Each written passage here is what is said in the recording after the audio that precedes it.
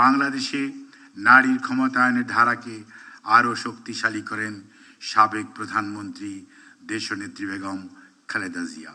তিনি বিনামূল্যে বাধ্যতামূলক প্রাথমিক শিক্ষা আইন প্রণয়ন করেন। মেয়েদের জন্য উচ্চ মাধ্যমিক পর্যন্ত বিনা বেতনে শিক্ষা ব্যবস্থা চালু করেন এবং বিনা পয়সায় বইয়ের যোগান দেন। শিক্ষা উপবৃত্তি, খাদ্যের বিনিময়ে শিক্ষা, ফুড ফর এডুকেশন কর্মসূচি শিক্ষাক্ষেত্রে বৈপ্লবিক পরিবর্তন আনে। তার সময়ে ছাত্রছাত্রীর অনুপাত উন্নত হয়। প্রাথমিক শিক্ষায় মেয়ে শিশুর অংশগ্রহণ উল্লেখযোগ্যভাবে বৃদ্ধি পায়।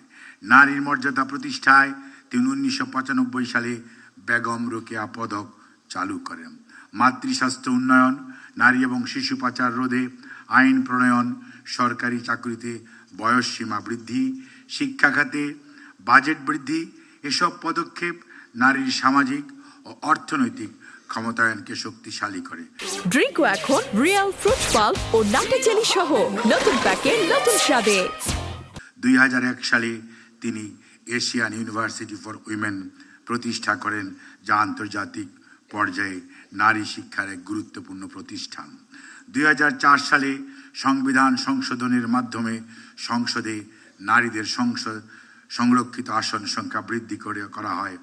একই বছর বিশ্বের প্রভাবশালী সাময়িকী ফরবিস তাকে বিশ্বের 100 ক্ষমতাবান নারীর নেত্রীর তালিকায় 14তম স্থান দেয়। সম্মানিত সুধী, এই ধারাবাহিক নেতৃত্বের উত্তরসূরি বর্তমান প্রধানমন্ত্রী জনাব তারেক রহমান অন্তর্ভুক্তিমূলক গণতান্ত্রিক দর্শনের মাধ্যমে সবার আগে বাংলাদেশ প্রত্যয় ব্যক্ত করেছেন। তার দর্শনের মূল লক্ষ্য রাজনীতি, অর্থনীতি, সমাজ ব্যবস্থায় অন্তর্ভুক্তিমূলক উন্নয়ন নিশ্চিত করা।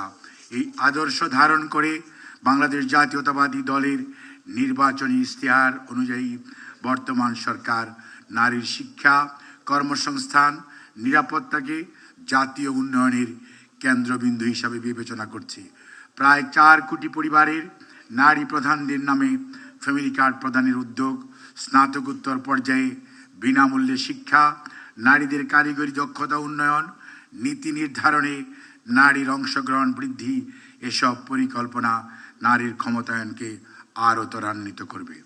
নারীর প্রতি সহিংসতা রোধ, নারী নির্যাতনের দৃষ্টান্তমূলক শাস্তি বাস্তবায়নে দ্রুত বিচারিক ব্যবস্থা নিশ্চিত করা, নারী কল্যাণ কেন্দ্র প্রতিষ্ঠা, কর্মক্ষেত্রে ডে কেয়ার সুবিধা, নারী উদ্যোক্তাদের আর্থিক সহায়তা বৃদ্ধি মাধ্যমে একটি নিরাপদ সমাজ গঠনের লক্ষ্য নির্ধারণ করা হয়েছে। নারীকে শিক্ষায়, কর্মসংস্থানে, নেতৃত্বে, নিরাপত্তায় সমান সুযোগ দিতে পারলেই একটি মানবিক, ন্যায়ভিত্তিক সমাজ প্রতিষ্ঠা করা সম্ভব হবে বলে আমরা মনে করি।